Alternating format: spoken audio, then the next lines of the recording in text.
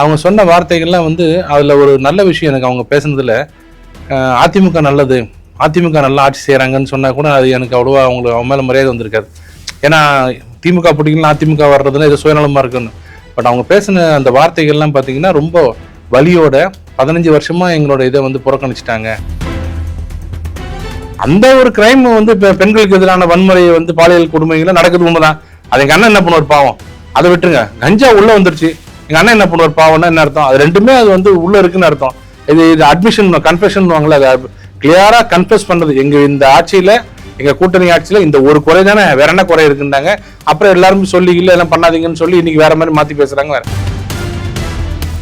சுந்தர்சியை பார்த்து நான் வந்து கூத்தாடி இல்ல, நான் வந்து அப்படி மோசமானவன் இல்ல, கபட வேடதாரி இல்ல, நான் என்ன மண்ணின் மைந்தன், இந்த ஊர்ல இருக்கிற மதுரைக்காரன்டா, இப்படி எல்லாம் பேச வைக்கிறாங்கன்னா அப்ப அங்க சுந்தர்சியோட கை ஓங்குதுன்னு அர்த்தம். விஜய் ஃபேக்டர் வந்துங்க, ஒரு கூட்டம் கூடுது, அது வந்து நம்ம வந்து அதெல்லாம் இல்லை அப்படின்னு சொன்னா நான் போய் சொல்ற மாதிரி இருக்கும். உண்மையில கூட்டம் கூடுது, ஒரு இம்பாக்ட் கிரியேட் பண்றாரு. ஆனா சஸ்டைனபிலிட்டின்னு வாங்களே, சஸ்டைன் அப்படியே நீங்க அப்படியே தக்க வைக்கிறதுன்றது வந்து ஒரு பெரிய கலை. அது சினிமால இருந்து வந்த ஒரே ஒருத்தர் தான் தமிழ்நாட்டுல தக்க வச்சாரு, எம்ஜிஆர் மட்டும்தான். நான் இந்த தாமரை டிவிலே சொல்லியிருக்கேன், 3 மாசம் முன்னாடியே சொல்லியிருக்கேன். நீங்க எலெக்ஷன் டைம்ல பாருங்க, எலெக்ஷன் டைம்ல அவர் ரோடா நடந்து வீடு வீடா போனாருன்னா அவர் அடிச்சுக்க முடியாது. ஆனா அவர் அதே மாதிரி ஹெலிகாப்டர்ல வந்து பிளைட்ல வந்து இறங்கி கையை காமிச்சிட்டு போனாருன்னா அவரோட பலம் குறையும். விஜயோட கொள்கை என்னன்னு கேட்டீங்கன்னா, முன்மொழியில இருமொழின்ட்டாரு. இருமொழி கொள்கைன்னா SSA ஃபண்ட் வராது.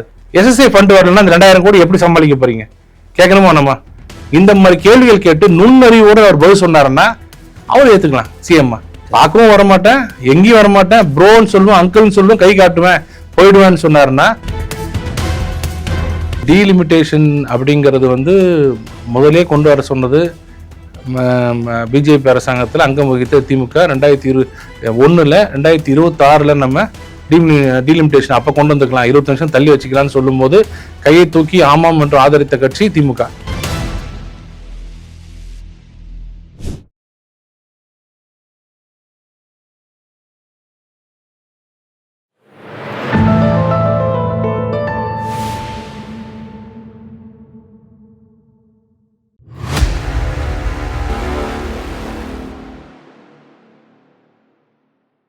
தாமரை டிவி நேயர்களுக்கு வணக்கம். இன்றைய நேர்காணலில் நம்முடன் இணைந்திருக்கும் சிறப்பு விருந்தினர் வழக்கறிஞர் பிரிவின் மாநில தலைவர் திரு குமரகுரு அவர்கள். சார் வணக்கம். வணக்கம். திமுக மூத்த தலைவர் அழகிரியோட மகள் வந்து ஒரு தனியார் நாளிதழுக்கு பேட்டி கொடுத்துருக்காங்க. எங்கள் அப்பாவை வந்து திமுக புறக்கணிக்கிறாங்கன்ற குற்றச்சாட்டை முன் வச்சிருக்காரு. இந்த தேர்தல் அது எதிரொலிக்குமா சார்? முதல்ல அதை வந்து அதுக்காக உங்களை நான் பாராட்டுறேன். ஏன்னா நீங்கள் ஒருத்தர் தான் அது கேட்டிருக்கீங்க. தமிழ்நாட்டில் எந்த ஊடகமுமே இப்படி ஒரு செய்தி வந்ததே யாருக்கும் தெரியாத மாதிரி அவங்க கடந்து போகிறாங்க. இதே கொஞ்சம் வேற மாதிரி யோசிச்சு பாருங்களேன். அதே மாதிரி ஒரு பேட்டி அதிமுகவில் இருந்தோ இல்லை பாஜகவில் இருந்தோ வந்திருந்தா இன்னைக்கு என்ன மாதிரி ஆயிருக்கும்? இன்னைக்கு பேசு பொருளை தமிழ்நாடு முழுக்கல இந்தியா முழுக்க கொண்டு வந்திருப்பாங்க. பார்லிமெண்ட்ல இருந்து பேசியிருப்பாங்க, உங்க கட்சியில் இப்படி நடக்குது, உங்க கட்சி முதல் போய் பாரு அப்படின்னு. அவங்க சொன்ன வார்த்தைகள்லாம் வந்து அதில் ஒரு நல்ல விஷயம் எனக்கு அவங்க பேசுனதுல, அதிமுக நல்லது, அதிமுக நல்லா ஆட்சி செய்கிறாங்கன்னு சொன்னா கூட அது எனக்கு அவ்வளோவா அவங்க மேலே மரியாதை வந்திருக்காது. ஏன்னா திமுக பிடிக்கலாம் அதிமுக வர்றதுன்னா இது சுயநலமா இருக்குன்னு. பட் அவங்க பேசின அந்த வார்த்தைகள்லாம் பார்த்தீங்கன்னா ரொம்ப வலியோட 15 வருஷமா எங்களோட இதை வந்து புறக்கணிச்சிட்டாங்க. நாங்கள் எங்கள் அப்பா வந்து செய்த தியாகத்தெல்லாம் புறக்கணிச்சிட்டாங்க. ஒரு காலத்தில் வந்து சவுத் அப்படின்னாலே மதுரை தாண்டினாலே திருச்சி தாண்டினாலே அதிமுக கோட்டை அப்படின்னு இருந்த இதெல்லாம் மாற்றி தென் தமிழகம் முழுக்க வந்து திமுக கோட்டைன்னு மாற்றினது எங்கள் அப்பா.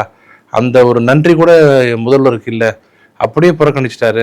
இப்போ எங்கள் அப்பாவும் வந்து போராடுற நிலைமையில இல்லை, பையன் உடம்பு நல்லா இருந்தால் போதுன்ற மாதிரி அவர் மாறிட்டாரு. பட் இதுக்கெல்லாம் அவர் கண்டிப்பாக பதில் சொல்லி ஆகணும், ஸ்டாலின் அவர்கள் பதில் சொல்லி ஆகணும். உடனே கேட்குறாங்க, நீங்கள் என்ன அதிமுக போக போகிறீங்களா அப்படின்னு. அந்த மாதிரி எண்ணம் இல்லை. அப்படி செஞ்சால் நான் எங்கள் தாத்தாவுக்கு பண்ணுற மிகப்பெரிய துரோகம் ஆகும்னா அது நல்ல ஜென்யூனாக இருந்தது. பட் அவங்க சொல்கிற வார்த்தைகள் பார்த்தீங்கன்னா, திமுக ஆட்சி எப்படி இருக்குது, என்னென்ன நடந்திருக்கு, ஊழல் எப்படி பண்ணியிருக்காங்க, ஏன் எப்படி நடக்குது, அவர் கண்ட்ரோல்லே இல்லை, இது மாதிரி விஷயங்கள் வந்து வெளியிலேருந்து பேசுகிறவங்களோட ஜென்யூனஸோட வீட்லேயே இருக்கிறவங்க பேசுகிறவங்களோட அந்த நம்பகத்தன்மை அதிகமாக இருக்குன்றது எல்லாருக்கும் தெரியும். பட் அது ரொம்ப கன்வீனியன்ட்டாக எல்லாரும் மறந்து அதை பற்றி பேசாமல் அப்படியே அதுலேயும் முக்கியமாக ஒரு வார்த்தை பதிவு பண்ணுறாங்க, கருணாநிதி அவர்கள் இருந்திருந்தா இந்த 3 பேரையும் சும்மா விட்டுருக்க மாட்டாருன்ற மாதிரியான வார்த்தைகள்லாம். இல்லை, கருணாநிதி அவர்கள் இருந்திருந்தா இந்த 3 பேர் வந்திருக்க மாட்டாங்களே. ஆமாம், அவர் இருந்தாலும் அவர் அதான் அவர் நான் கூட பல தடவை சொல்லுவேன், அவரை மாதிரி ஒரு ஜீனியஸ் நான் பார்த்தது இல்லைன்னு. ஏன்னா நமக்கெல்லாம் லேட்டாக தெரியுது, அவருக்கு முதலே தெரிஞ்சிருக்கு பாருங்க. நம்ம உயிரோடு இருக்கும்போது மட்டும் ஸ்டாலின் வரக்கூடாதுன்னு வந்திருந்தா நம்மளால அவரால் தாங்க முடியாது இல்லை. எப்படி நடத்தின ஆட்சி இப்படி நடத்துறாங்களே அப்படின்னு அவர் வேற மாதிரி யோசிச்சிருப்பாரு. ஆனா அவர் இருக்கும் போதே தான் அழகிரியை ஒதுக்கி வச்சிருந்தாங்க.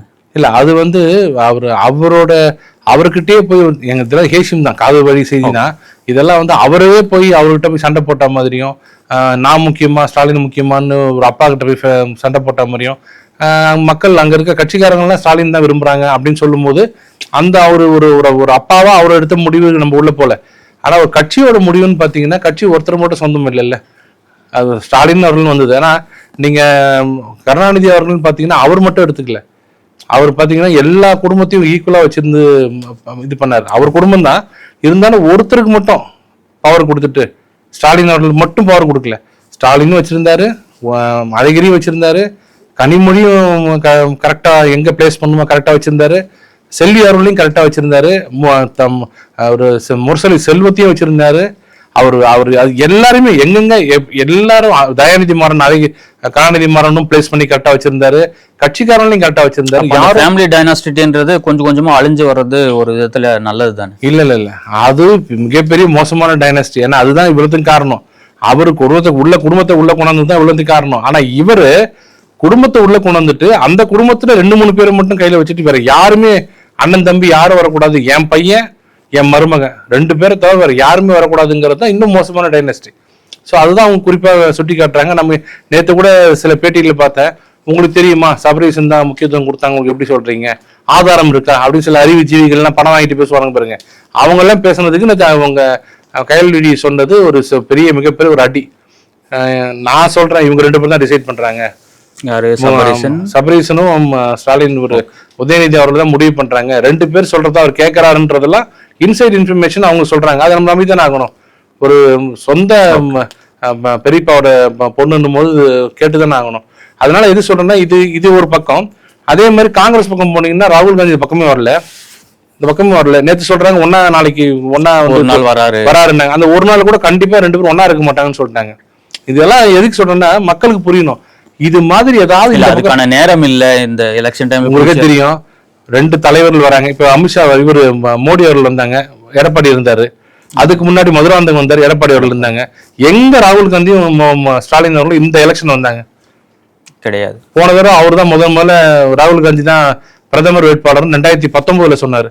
ஆமா. அப்போ என்னோட அண்ணன் மூத்த அண்ணன் இவர் சொன்னாரு. புதுச்சேரியிலும் கூட்டணி, ஆனா தனித்தனியா நிக்கிறாங்க. 2024 ராகுல் காந்தி யாரும் ப்ரொஜெக்ட் பண்ணல பிரதமர் வேட்பாளர். அப்பவே அவர் வந்து இந்த சமயத்துல அவர் என்ன கோபம் எனக்கு தெரியும், ரொம்ப ஹாப்பியா தானே இருந்தாரு ஸ்டாலின் அவர்கள் கூட நினைக்கும் போது. அசீனா சையத் போன்ற தலைவர்கள் எல்லாம் சொல்றதை பாத்தீங்கன்னா, இதுக்கு முன்னாடி ஜோதிமணி சொல்லிட்டாங்க, நம்ம மாணிக் தாகூர் சொல்லிட்டாரு, இது முழுக்க வேற மாதிரி போகுது காங்கிரஸ் அப்படின்னாங்க. அசீனா சையத் அவர்கள் ஓப்பனாவே இது முழுக்க விற்கப்பட்ட சீட்டு, இது எல்லாரும் பணம் வாங்கிட்டு தான் சீட்டு கொடுத்துருக்காங்க அப்படின்னு செல்வ பெருந்தகைகள் மேல நேரடியாக குற்றச்சாட்டு வச்சாங்க.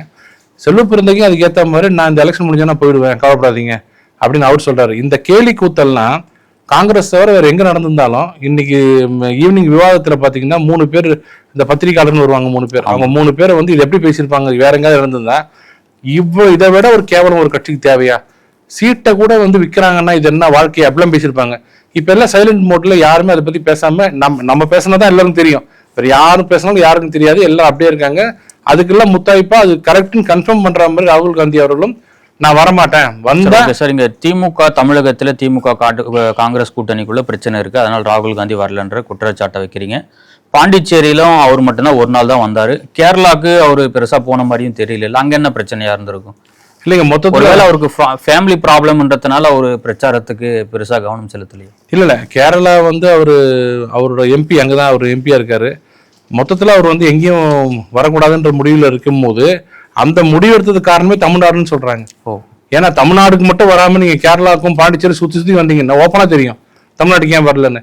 தமிழ்நாட்டுல இருக்கிற கோவத்தினால கேரளா எனக்கு வேண்டாம், நான் அங்கதான் எம்பி, அவங்க புரிஞ்சுப்பாங்க. பாண்டிச்சேரி எதுக்கு சொன்னாலும் பாண்டிச்சேரி போறதுக்கு தமிழ்நாடு வந்துட்டு போறாரு. தமிழ்நாட்டுக்கு வந்துட்டு போகும்போது கூட ஒருத்தர் கூட ஸ்டாலின் கூட போய் வர வைக்கல.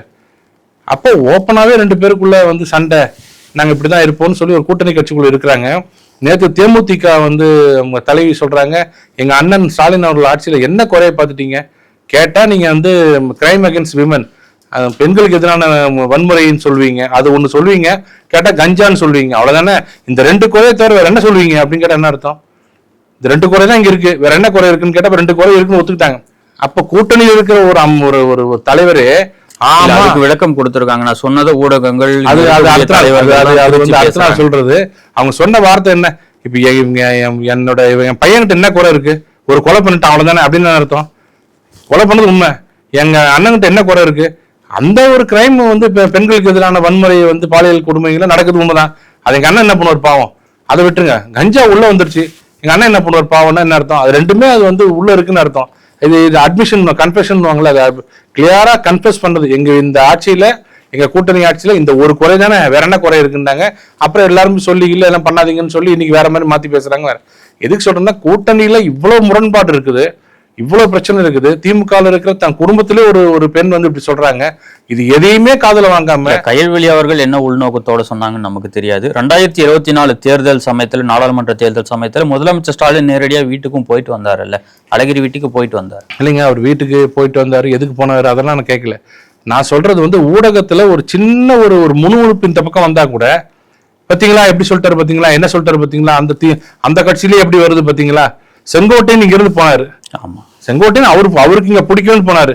சலசலப்பு, அதிமுக கூடாரம் சரிந்ததா, கூடாரம் ஒழிந்ததா, சீட்டுக்கட்டு போல் நொறுங்கியதா, இப்பெல்லாம் போட்டீங்கல்ல.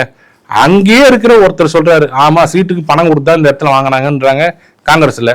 தேமுதிக இருக்கிற ஆமா இங்க இருக்கிறதா இந்த எல்லாம் நடக்குதுன்றாங்க. ராகுல் காந்தி இந்த பக்கமே வரல. மொத்தத்துல வந்து தேமுதிக 10+1 கொடுத்துருக்கீங்களே நியாயமானு திருமாவளவன் வருத்தத்துல இருக்காருன்னு சொல்றாங்க. அதையும் ஒண்ணு சொல்ல மாட்டாங்க. மொத்தத்துல கூட்டணி தான் பலம் சொன்னது எல்லாமே பொய். கூட்டணி தான் அங்க நொறுங்கி கிடக்குது, கூட்டணி எதுவுமே இல்லை. ஆனா அதே சமயத்துல இந்த பக்கம் பாத்தீங்கன்னா அதிமுக கூட்டணியில, என்டிஏ கூட்டணியில பாத்தீங்கன்னா பிரமாதமா போயிட்டு இருக்கு. அதுல சில பேர் நீங்க ஒண்ணு கட்சிக்காரங்க சொல்லலாம்னு நினைக்க வேண்டாம். நல்ல உதாரணம் பிடிஆர் பழனிவேல் தியாகராஜன். எல்லாரும் சொல்லுவாங்க மெத்த படித்தவர், அவர் வந்து ஹார்வர்ட்ல படிச்சவர், அமெரிக்கால படிச்சவர். அவரே ரோட்ல வந்து நின்று நான் தெரியுமா மதுரைக்காரன்டான்னு விஷால் மாதிரி பேச வைக்கிறாருன்னா அப்ப எந்த அளவுக்கு பயம் வந்திருக்குன்னு பாருங்க. மதுரை மாநகராட்சி ஊழல்ல அவருக்கும் சம்பந்தம் இருக்குன்ற மாதிரி எல்லாம் செய்திகள் வருது. மதுரை மாநகராட்சியில நடந்த ஊழல் எல்லாம் சொல்றாங்க, அதெல்லாம் போல. நான் சொல்றது அவர் மதுரையில இருந்தாரு, போனதும் ரொம்ப டீசெண்டா வந்தாரு, டீசெண்டா போயிட்டாரு. இந்த தடவை சுந்தர்சியை பார்த்து நான் வந்து கூத்தாடி இல்ல, நான் வந்து அப்படி மோசமானவன் இல்ல, கபட வேடதாரி இல்ல, நான் என்ன மண்ணின் மைந்தன், இந்த ஊர்ல இருக்கிற மதுரைக்காரன்டா, இப்படி எல்லாம் பேச வைக்கிறாங்கன்னா அப்ப அங்க சுந்தர்சியோட கை ஓங்குதுன்னு அர்த்தம். எதுக்கு சொல்ல, மொத்தத்துல வந்து தமிழ்நாட்டுல என்டிஏ கூட்டணியோட வளர்ச்சி பெருமளவு இருக்குது. அதை பொறுத்துக்க முடியாத இந்த திமுக அடிவருடிகள் தினம் டிவியில உட்காந்துட்டு இதெல்லாம் போர்வை போட்டு மறைச்சு பத்திரிகையாளன்ற போர்வையில வந்து எப்படியும் 150 சீட்ல வந்துடும் அப்படின்னு சொல்லிட்டு இருக்காங்க. ஆனா மக்கள் மத்தியில இருக்கிற வெறுப்பு உள்ளுக்குள்ள அப்படி தீயா இருக்குது. அது என்னைக்கு இருந்தாலும் பாருங்க, எலெக்ஷன் டைம்ல 23ஆம் தேதி வெடிப்படும். இல்ல விஜய் ஃபேக்டர் கடுமையான பாதிப்பை ஏற்படுத்தும்ன்றத கயல்வெளியும் மென்ஷன் பண்ணியிருக்காங்கல்ல. விஜய் ஃபேக்டர் வந்துங்க, ஒரு கூட்டம் கூடுது, அது வந்து நம்ம வந்து அதெல்லாம் இல்லை அப்படின்னு சொன்னா நான் போய் சொல்ற மாதிரி இருக்கும். உண்மையில கூட்டம் கூடுது, ஒரு இம்பாக்டை கிரியேட் பண்றாரு. ஆனா நான் முதல்ல சொல்றது தான் சஸ்டைனபிலிட்டின்னு வாங்கல, சஸ்டைன் அப்படியே நீங்க அப்படியே தக்க வைக்கிறதுன்றது வந்து ஒரு பெரிய கலை. அது சினிமால இருந்து வந்த ஒரே ஒருத்தர் தான் தமிழ்நாட்டுல தக்க வச்சாரு, எம்ஜிஆர் மட்டும்தான். அதுக்கு மத்த எல்லாரும் எடுத்து பாருங்க, வரும்போது நீர்க்குமொழி மாதிரி வெடிக்கும் டம்முன்னு, பார்த்தா அப்படியே பெரிய லெவல் வந்திருக்காங்களே அப்படின்னு. ஆனா ஒண்ணு எல்லாம் போயிடும். அதுல ஓரளவுக்கு வித்தியாசமா இருந்தவர் விஜயகாந்த் அவர்கள் தான் வந்து 8% வரைக்கும் ஓட்டு போனது அவர் ஒருத்தர் தான். ஆனா அவரும் பாத்தீங்கன்னா இவரை மாதிரி இல்ல, சினி ஃபீல்டுலயே அவர் ஒரு ராஜாங்கம் நடத்திட்டு இருந்தார். சினி ஃபீல்டுலயே தனக்குன்னு ஒரு ஆளுங்க, தனக்குன்னு ஒரு டைரக்டர்ஸ், தயாரிப்பாளர்கள், தனக்குன்னு ஒரு யூனிட். விஜயகாந்த் வந்தாருன்னா கேப்டன் அவருக்கு இருக்கிற நேம். இன்னைக்கு அவருக்கு அந்த நேம் தான் அவருக்கு. அந்த அவர் மனைவி வந்து இந்த அளவுக்கு சீட்டு வாங்குறதுக்கு காரணமே அவரோட பலம் தான். அவர் கூட பாத்தீங்கன்னா நீண்ட காலமா மூப்பனார் கூட இருந்தாரு, நீண்ட காலமா கலைஞர் கூட இருந்தாரு, நீண்ட காலமா அரசியல்ல இருந்தாரு, எம்ஜிஆரோட இருந்தாரு, எல்லாரும் கூட இருந்து இந்த ஈகை மனம்னுவாங்களே, உள்ளக்குள்ள எம்ஜிஆரோட குணம்னுவாங்களே, அந்த குணத்துல எனக்கு தெரிஞ்சு பாதி குணம் வந்து இருந்த ஒரு நடிகர் யாருன்னு கேட்டா விஜயகாந்த். யாரும் கணக்கு பார்க்காம யார் வேணாலும் வந்து சாப்பிட்டு போலாம். இன்னைக்கு சினி ஃபீல்ட்ல இருக்கிற இன்னைக்கு ஓஹோன் இருக்கிற பெரிய பெரிய டைரக்டர்கள் எல்லாமே சொல்றது, நான் சின்ன வயசுல மெட்ராஸுக்கு வந்து சாப்பாட்டுக்கு வழி இல்லாத போது சொன்னது, எல்லாரும் சொன்னது, நேரா விஜயகாந்த் அவர் ஆபீஸ் போ, சாப்பிட்டுவான்னு. உள்ள போனா யாருன்னே கேட்க மாட்டாங்க, சாப்பிட்டு. அந்த அந்த அந்த குணம் இருக்கு பாருங்க, இந்த ஈகை குணம் எம்ஜிஆருக்கு இருந்தது, அது அவருக்கு இருந்தது. அதனால அவர் வந்தாரு.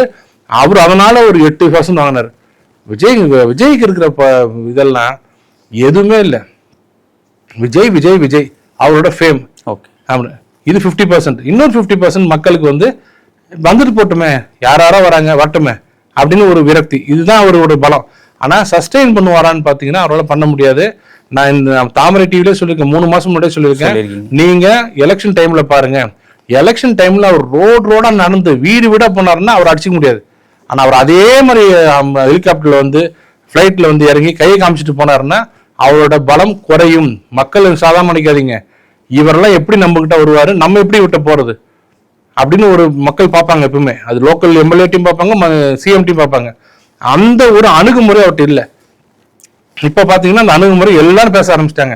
என்னங்க மேல இருந்து கை காட்டுறாரு, அப்படியே போறாரு, அப்படியே போயிடுறாரு, இவர் சிஎம் ஆகி என்னங்க பண்ண போறாரு. ஒரு இடத்துலயாவது ஒரு பேட்டி இல்ல அவரே ஒரு ஆள் வச்சு, நீங்க நம்ம 10 பேர் வச்சா கூட யாராவது கேட்பாங்க. அவரே இப்ப உங்களை மாதிரி ஒரு நெறியாளர் ஸ்டாலின் மாதிரி தனக்கு தானே கேள்வி கேட்டுட்டு கூட பேச்சு கூட மாத்தி கூட வச்சுட்டு கேட்டுக்கிட்டோம்.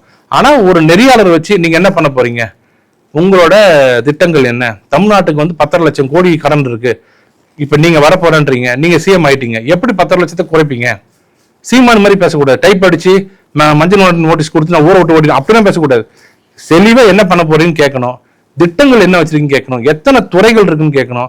இந்த 55,000 கோடி வருஷத்துக்கு நிதி கல்வித்துறை கொடுக்கும்போது 2,000 கோடி உங்க மத்திய அமைச்சர் கொடுக்கலன்னா, மத்திய அரசு கொடுக்கலன்னா அதை கேட்டு நிற்பீங்களா? இல்ல எஸ்எஸ்சி நீங்க அறிமுகப்படுத்திக்கலாம். மும்மொழி கொள்கை என்ன பண்ண போறீங்க? இது மாதிரி கேட்டு டப்புன்னு பதில் சொன்னா வச்சுங்க, அண்ணாமலை மாதிரி அப்படி வச்சுங்களேன். மும்மொழி கொள்கையை பத்தி பாஜக தேர்தல் அளிக்கிறது எதுவுமே இல்லைங்க. மும்மொழி கொள்கை தான் எங்களோட கொள்கை. எங்களோட கொள்கை மும்மொழி கொள்கை தான். அதிமுக கொள்கை இரண்டு மொழி கொள்கை. ரெண்டுத்தையும் நான் கிளாஷ் பண்ற மாதிரி கொண்டு வச்சுங்களேன். இப்ப நீட் வேணும்ன்றீங்க, இப்ப நீட் வேண்டாம்னு சொல்றது திமுக, நீட்டை ஆதரிக்கிறது காங்கிரஸ். இப்ப 2 பேரும் ஒரு முரண்பாடு இருக்குல்ல. முரண்பாடு எல்லா கூட்டணியும் கட்சியும் இருக்கும், எங்கள்கிட்டயும் இருக்கும். நாங்க மும்மொழி கொள்கை தான். விஜயோட கொள்கை என்னன்னு கேட்டீங்கன்னா, மும்மொழியில இருமொழின்ட்டாரு. இருமொழி கொள்கைன்னா எஸ்எஸ்ஏ ஃபண்ட் வராது. எஸ்எஸ்ஏ ஃபண்ட் வரலன்னா அந்த 2,000 கோடி எப்படி சமாளிக்க போறீங்க கேட்கணுமா? நம்ம இந்த மாதிரி கேள்விகள் கேட்டு நுண்ணறிவோட அவர் பதில் சொன்னாருன்னா அவர் ஏத்துக்கலாம். சிஎம் பார்க்கவும் வரமாட்டேன், எங்கேயும் வரமாட்டேன், ப்ரோன்னு சொல்லுவேன், அங்கிள்னு சொல்லுவேன், கை காட்டுவேன், போயிடுவேன்னு சொன்னாருன்னா, எனக்கு தெரிஞ்சு ரொம்ப சிம்பிளா சொல்றோம், தமிழ்நாட்டில் எத்தனை அரசு துறையில தமிழக அரசுல எத்தனை துறைகள் இருக்கு, எத்தனை துறைகள் டிபார்ட்மெண்ட்ஸ் எத்தனை இருக்கு, ஒரு டிபார்ட்மெண்டோட வேலை என்ன, எத்தனை மினிஸ்ட்ரிஸ் இருக்கு, அமைச்சரகம் எத்தனை இருக்கு, எத்தனை துறைகள் இருக்குன்னு கேட்டு பாருங்க. தெரியுமான்னு தெரியாது. இது தெரிஞ்சாதான் சிஎம் ஆக முடியும். எம்ஜிஆருக்கு எல்லாமே தெரியும். அதை கம்பேர் பண்ணாங்க எம்ஜிஆர் கூட. எம்ஜிஆர் எல்லாம் பார்த்துட்டு தான் கட்சி ஆரம்பிச்சார். இவர் ஒன்றும் பார்க்கவே இல்லை. அதனால சொல்ற சஸ்டெயின் ஆகுறது கஷ்டம். கூட்டம் இருக்கும் ஆனா சஸ்டெயின் ஆகுது. டெல்லியை வீழ்த்தி விட்டது தமிழ்நாடுன்னு சொல்லிட்டு முதலமைச்சர் ஸ்டாலின் பெருமையா பேசியிருக்காரு. இந்த டீலிமிட்டேஷன் விவகாரத்துல இந்த கருத்து முன் வந்திருக்கு. அதாவது டீலிமிட்டேஷன் அப்படிங்கிறது முதலே கொண்டு வர சொன்னது பிஜேபி அரசாங்கத்தில் அங்கம் வகித்த திமுக. 2021 2026 நம்ம டீலிமிட்டேஷன் அப்ப கொண்டு வந்துக்கலாம், 20 நிமிஷம் தள்ளி வச்சுக்கலாம்னு சொல்லும் போது கையை தூக்கி ஆமாம் என்று ஆதரித்த கட்சி திமுக. அப்ப 2026 தான் வரணும்னு முடிவாயிடுச்சு. 2023 பாஸ் பண்ண பெண்கள் மசோதா இருக்கு, இடஒதுக்கீடு மசோதாவுக்கு கண்டிப்பா வரணும்னு சொல்லிட்டாங்க. அப்போ எப்போ வரும்னா 2029 வரணும் அப்படின்னு முடிவு பண்ணிட்டோம். 2029 வரணும்னா 2026 சென்சஸ் எடுக்கணும். 2026 சென்சஸ் எடுத்தாங்கன்னா 2 வருஷத்துல சென்சஸ் வச்சு அதுக்கப்புறம் கொண்டாட முடியாது. அதனால என்ன பண்ணாங்க, 2026லயே டீலிமிட்டேஷன் கொண்டு வந்துடலாம் அப்படின்னு சொல்லும் போது எல்லாரும் என்ன சொல்றாங்க, அப்போ 543லயே எப்படி கொண்டு வந்தா நாங்க எங்க சீட்லாம் போயிடுமே அப்படின்னு சொன்னதுனால, சரி உங்களுக்கு பாதகம் இல்லாம 39 சீட்டு தமிழ்நாட்டில் இருக்கிறது 59 ஆக்கிடுவோம், 20 சீட்டு அப்படியே பெண்களுக்கு கொடுத்துருவோம். இப்ப இருக்க 39 அப்படியே இருக்கட்டும், வர 20 அப்படியே பெண்களுக்கு கொடுத்துருவோம் அப்படின்னு பார்த்தா டிஆர் போல எப்பவும் போல அதே எம்பி நிற்பாரு, தானியதி மாறன் நிற்பாரு, எந்த பிரச்சனை இல்லை, புதுசா வர்ற பெண்கள் நிக்கட்டும்ன்றதுக்கு பண்ணோம். வேண்டாம் அப்படின்னு சொன்னாரு. ரைட்டு. இன்னொரு முகத்தை பார்ப்பீங்க. ரைட். இந்த பஞ்ச எல்லாம் பேசின ரைட்டு. ஒரு இடத்துலயாவது நான் ஸ்டாலின் அவர்களும் கேட்கிறேன், திமுக அவர்களும் கேட்கிறேன், திமுக கட்சின்னு கேட்கிறேன், இதற்கு மாற்று இது சொன்னாரா? கிடையாது. எங்கேயாவது ஸ்டாலின் அவர்கள் எனக்கு இது வேண்டாம், 543 33 சீட்டை கொடுங்கன்னு சொன்னீங்கன்னா அகிலேஷ் யாதவ் பிரச்சனை வருவாரு, யாரை கேட்டு இந்த முடிவு எடுத்தீங்கன்னு. டிஆர் போல சொல்லுவாரு. அப்படி சொன்னா ஸ்ரீபெரும்புதூர் போயிடும். என்ன நீ பாட்டுக்கு இப்படி சொல்றீங்கன்னு. அப்ப அது வேண்டாம், அப்ப அதுக்கு 2026 அப்புறம் வைங்கன்னு. இப்ப என்ன சொன்னாருன்னா, இப்ப என்ன அவசரம் டீலிமிட்டேஷனுக்குன்னு சொல்றாரு. இப்ப என்ன அவசரம் கேட்கிறாரு. சரி டீலிமிட்டேஷன் பண்ணல, 543 அப்படியே இருக்கட்டும், பெண்கள் மசோதா வந்து தானே ஆகணும். ஆமா. அப்ப 543 1/3 கொடுங்கன்னு சொன்னாரு எங்காவது? கிடையாது. அப்ப அதுல இல்ல. இப்ப 2029 மகளிர் கண்டிப்பா வந்தாகணும், 33% வந்தாகணும். 33% இடஒதுக்கீடு வரக்கூடிய 2029க்கு எத்தனை சீட்டுன்றது முடிவு பண்றது எப்படி பண்றது? 543 ஒத்துக்க மாட்டேன், 2029 வரணும். அப்ப என்ன சொல்றாரு அமித்ஷா அவர்கள் கொண்டு வரும்போது 50% அப்படியே ஏத்திடுவோம். ஆர்டிகல் 82ல வந்து readjustment of seats based on census இருக்கு. இப்போ பாப்புலேஷனை வச்சுதான் நீங்க பண்ணணும்னு ஆர்டிகல் 82 சொல்லுது. அப்படி பண்ணீங்கன்னா என்ன சொல்றாங்க, வடக்கு வாழ்வு தெற்கு தெரியுதுன்னாங்க. இதுவும் முடியல சார், அதை அடிச்சுட்டாங்க. அப்ப என்ன ப்ரோரேட்டரா போலாம் அப்படின்னு சொன்னா, அப்படின்னா எங்களுக்கு குறையும்னாங்க. குறையாதுங்க, 39 59 ஆகும். என்னென்ன கேட்கறவங்க எல்லாத்தையும் பதில் சொல்லியாச்சு. எல்லாம் மீறி கூட எனக்கு வேண்டாம், 2/3 மெஜாரிட்டி எங்களுக்கு கொடுக்க மாட்டோம்னு சொன்னதுனால திருப்பி மசோதா போயிடுச்சு. இப்ப அடுத்தது என்ன பண்றது? டீலிமிட்டேஷன் மசோதா இல்ல, பெண்களோட மசோதா நிறைவேறிடுச்சு. கரெக்டுங்களா? இப்ப என்ன பிரச்சனை? ஸ்டாலின் அவர் சொன்னார, அவர் தலைக்கு மேல தூங்குற கத்தி சொல்றேன், பெண்கள் மசோதா 2029 வந்தாகணும், டீலிமிட்டேஷன் கட் பண்ணிட்டீங்க. இப்ப எதுல வரும்? 543 தான் வரும். அப்ப என்ன ஆகும்? தமிழ்நாட்டுல 39 என்ன ஆகும்? 26 ஆண்களுக்கும் 13 பெண்களுக்கும் போவோம். அவ்வளவுதான். அதை அப்படியே வச்சுக்க சொல்லுங்க. அப்ப பாருங்க என்ன சொல்லுவாருன்னு, அச்சோ என்னடா அவசரப்பட்டு சொல்லிட்டோமே நம்ம இதெல்லாம் போயிடுச்சுன்னு சொல்லிட்டு அப்போ ஒரு வேற ஒரு இது பண்ணுவார் பாருங்க, வேற மாத்தி சொல்லுவார் பாருங்க. அதனால மாத்தி இது நமக்கு எங்க பாஜக ஒன்றும் பிரச்சனை இல்லை, கொண்டு வந்தோம் வேண்டான்ட்டீங்க விட்டுருங்க, 543 33% வரட்டும், அது ஸ்டாலின் ஒத்துப்பாரான்னு கேட்போம். இனிமேல் தான் பதில் சொல்லணும், காலம் தான் பதில் சொல்லணும். இல்ல இதை காங்கிரஸும் சேர்த்து எதிர்த்திருக்காங்கல்ல. காங்கிரஸுக்கு வந்து என்னன்னா, திமுக எதிர்ச்சுன்னா நாங்க எதிர்க்கிறோம், பாஜக ஒண்ணு கொண்டு வந்தா நாங்க எதிர்ப்போம். ராகுல் காந்தியாவது ஆல்டர்னேட்டிவ் சொன்னாரா? இதற்கு பதில் இதுன்னு சொன்னாரா? உண்மையை சொல்ல போனா பாஜகவை தவிர எந்த கட்சிக்குமே அங்க டெல்லியில இடஒதுக்கீடு பெண்களுக்கு கொடுக்கறது விரும்பல, அதான் உண்மை. அதனாலதான் அகிலேஷ் யாதவ் என்ன சொல்றாரு, அந்த இடஒதுக்கீடு இஸ்லாமியர்களுக்கு கொடுக்கலான்னு. ஏன் சொன்னாரு? வரக்கூடாதுன்னு. இஸ்லாமியர்களுக்கு கொடுத்துட்டீங்கன்னா கான்ஸ்டிடியூஷன்ல போய் அடிப்போம், சுப்ரீம் கோர்ட்ல போய் செக் டவுன் ஆயிடும், திரும்பி வந்துடும். இவங்க பிரச்சனை என்னன்னா பெண்களுக்கு கொடுக்க கூடாது. ஏன்னா முதல்வர் என்ன சொல்றாரு, தன் பையனை கொண்டாடுறாரு தவிர தன் தங்கச்சி இருக்காங்கல்ல, 2 துறைமுறை கொண்டாடல, வீடுன்னு முடியாயிடுச்சு, கார்பரேட் கம்பெனி முடியாயிடுச்சு, அதுல ஒரு பையனுக்கு டெப்டி சிஎம் ஒரு பெண்ணுக்கு டெப்டி சிஎம் கொடுக்கலாம்ல, கொடுக்க மாட்டாரு. அதனால இவங்களுக்கு பெண்களுக்கு இவங்க எப்பவுமே எதிரிகள் தான், வெளில சொல்றதுதான் பெண்கள்னு. அதனால இவங்க ஒத்துக்க மாட்டாங்க. இப்ப ரொம்ப சந்தோஷமா இருக்க மாதிரி இருக்கும். ஆனா அந்த கத்தி இன்னும் ஒரு வருஷத்துல தெரிய போகுது பாருங்க. 2029 வரும்போது இதிலேயே ஒதுக்கீடு கொடுக்க போறோம்னு சொல்ல போறோம், அப்ப முடிக்க போறாங்க. ஓகே சார், இந்த மசோதா இப்போ தோற்கடிக்கப்பட்டுருச்சு, மீண்டும் நாடாளுமன்றத்தில் இது கொண்டு வருவதற்கான வாய்ப்புகள் இருக்கு. எப்படி கொண்டு வருவது? 2/3 மெஜாரிட்டி வேணும்னு சொல்லியாச்சு. ஒரு அமெண்ட்மெண்ட், கான்ஸ்டிடியூஷனல் அமெண்ட்மெண்ட் எல்லாத்துக்குமே 2/3 வேணும். 2/3 கிட்டத்தட்ட 543 கிட்டத்தட்ட 350 மேல வேணும். ஆமா, அவ்வளவு இல்ல. எங்ககிட்ட இருக்குது 240 பிளஸ் ஒரு கூட்டணி கட்சி சேர்ந்து 283 தான் வந்திருக்கு. அதான் கரெக்டான எங்க ஸ்ட்ரென்த். இன்னும் ஒரு 60-70 வரணும். அது வரதுக்கு வாய்ப்பு இல்லை. அது அவங்க எப்போ ஒத்துக்கிறாங்களோ அப்பதான் கொண்டு வர முடியும்.